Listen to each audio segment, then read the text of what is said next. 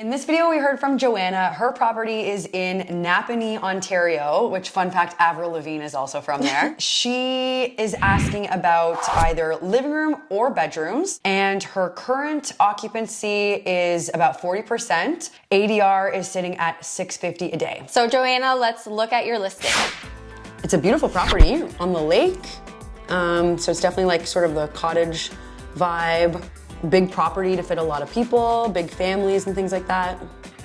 The furniture in bedrooms maybe need to be a little bit more updated. Bedding as well, it's just a little lacking, a little simple. So let's take a look at the bedroom specifically. So this bedroom in particular, it's just lacking like personality. It's just falling a bit flat. The furniture is not the right size. It kind of just looks like some secondhand furniture was just maybe thrown in this room and it wasn't designed with purpose. I would say too that the bedding itself doesn't look super inviting.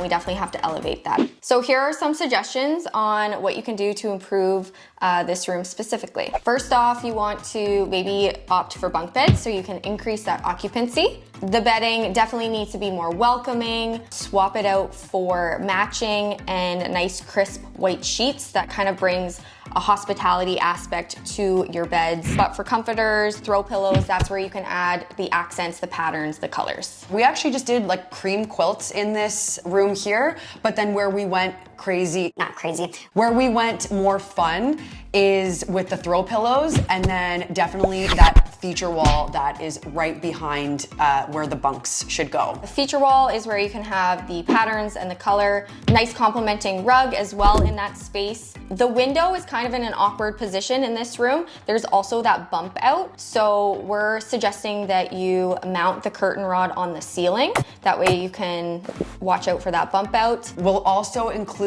a shade or a blind that is the same color as the curtain, so probably this navy blue for actual privacy. And then that way, when those curtains are closed, it kind of just all blends into the feature wall and takes your eye away from this awkwardly placed window. Because you're gonna have those tall bunk beds, opt for a smaller, less chunky nightstand, as well as a nice statement lamp. A lot of people struggle with rugs as well in bunk beds. I think they tend to lean putting the rug in between both the beds, which sometimes you have no choice to do that. But we're hoping that in this room, if space permits, you could do a really nice oversized large rug underneath both sets of bunk beds. And then that just gives such a really cozy, warm, inviting feel when you walk into the room. And having the rug tucked underneath the beds, that avoids tripping hazards, all of that stuff too. For the rest of the walls, we chose a really nice deep blue paint by Benjamin Moore called Van Ducent Blue. So here's what the new room would look like if you implemented all of these changes.